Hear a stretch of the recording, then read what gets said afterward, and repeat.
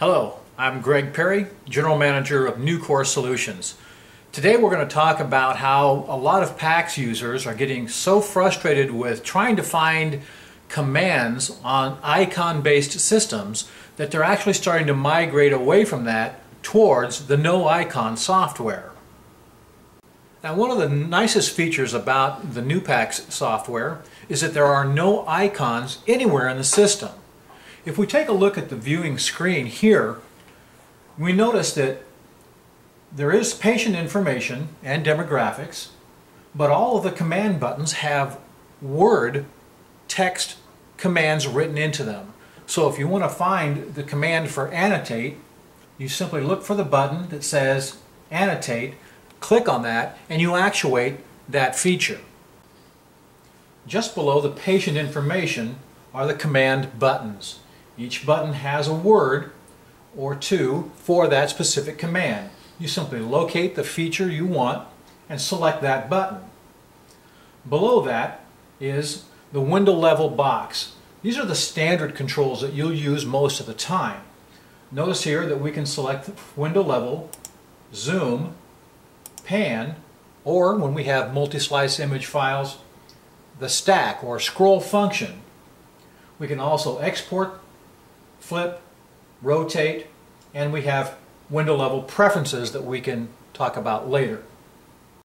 And in the lower right hand corner of the screen you'll see the thumbnail images for this patient.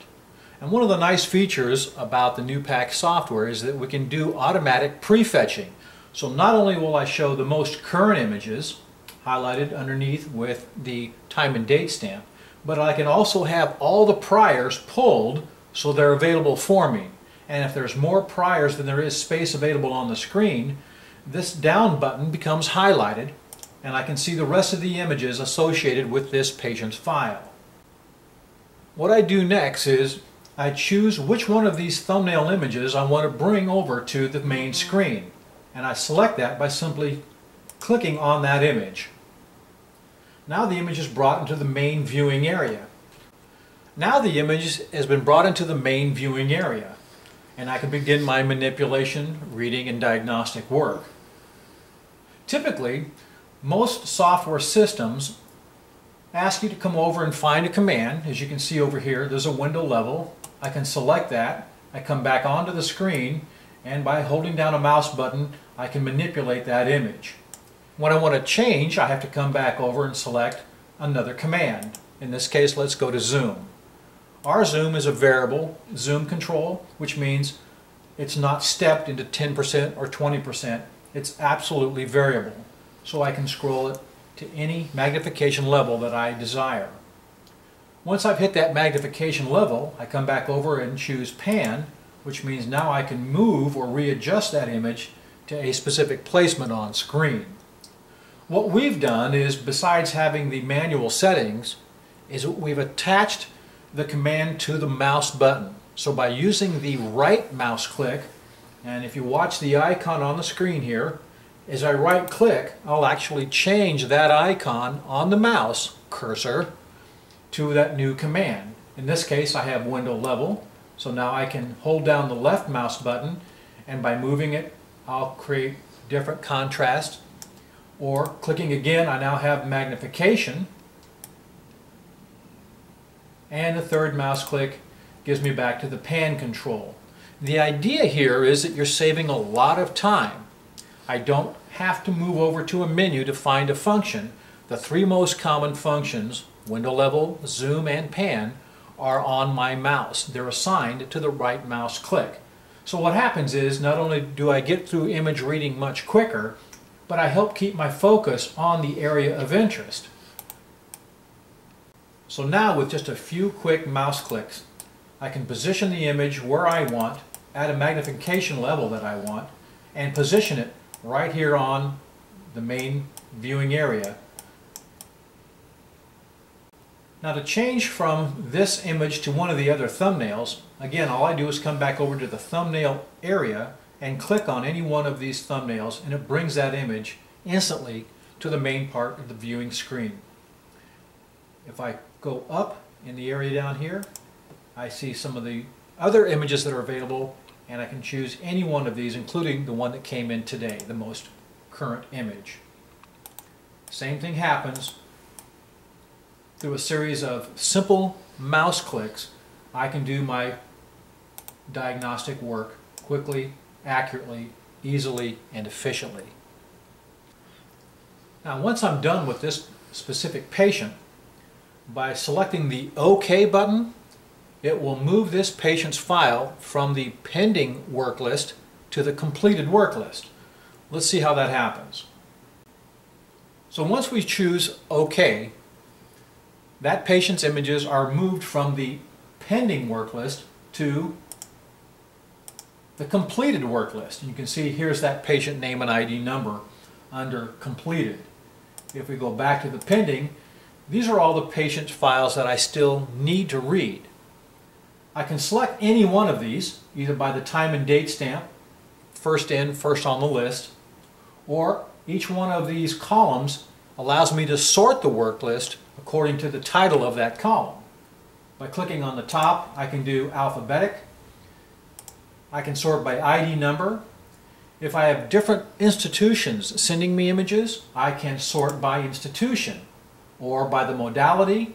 If it's a stat, it'll automatically go right to the top of the list, or if I want to view by the number of images within that file.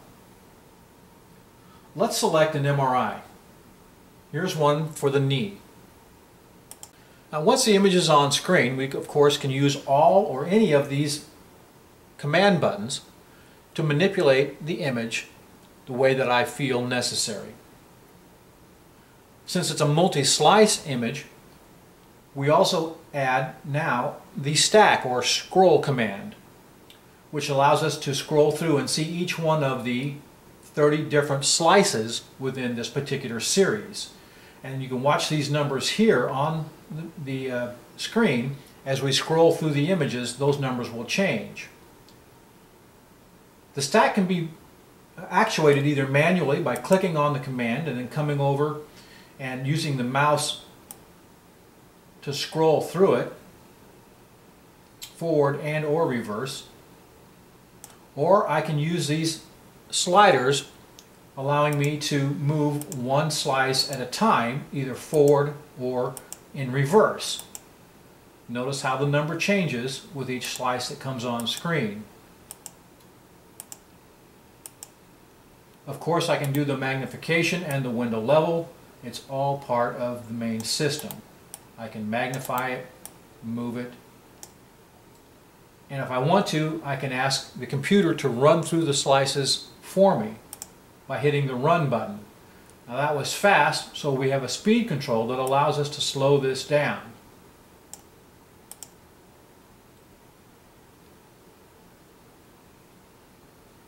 So we have a variable speed control.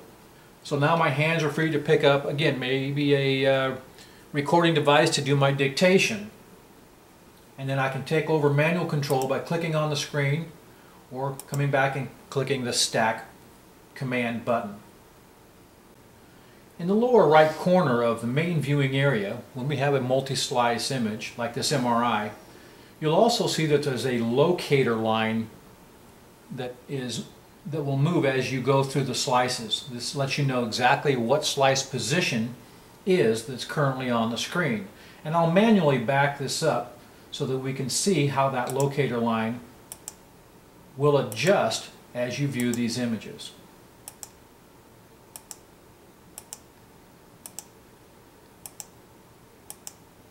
And the anterior and posterior markers help you with the overall viewing. Let's go back to the work list and pull up another type of study. Again, I find the word command button that says work list, click on that. Now I did not click OK, so this study will stay on the pending work list and will not move to the completed until I choose that OK button. Let's choose the angiogram and bring it up. So here's our study.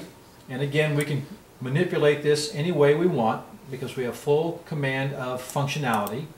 I can move it, pan it, zoom it, window level it.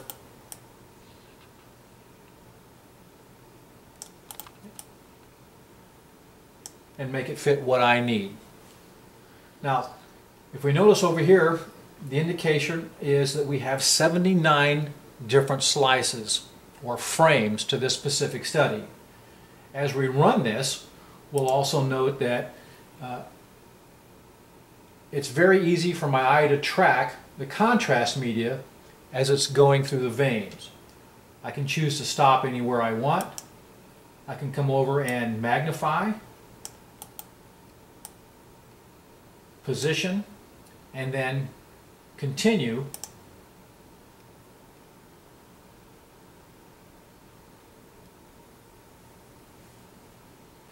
This is just a brief overview of the new PACS software.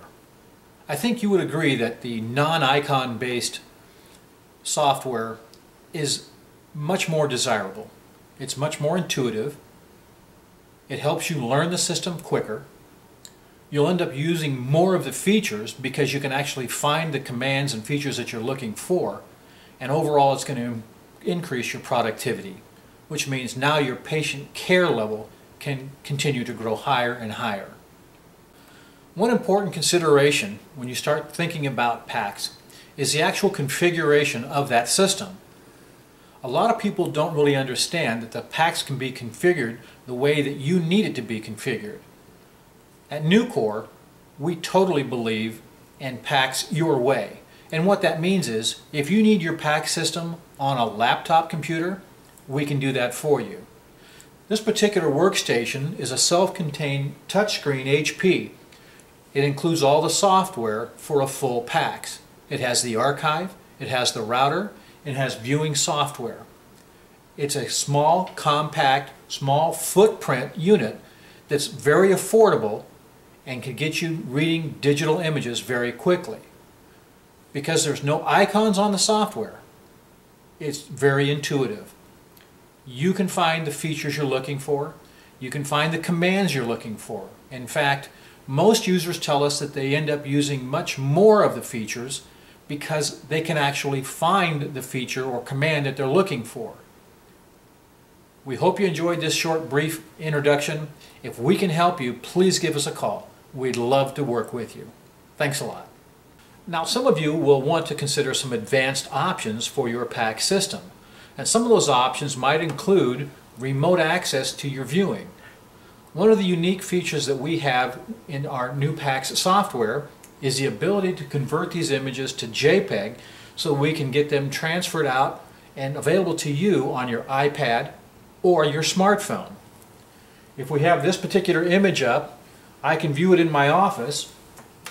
I can also make it available remotely on my iPad, and if I need to, I can also have it on my smartphone. And of course I can manipulate it just a little bit, but now I have access of my images anytime, any place, all from nuCore.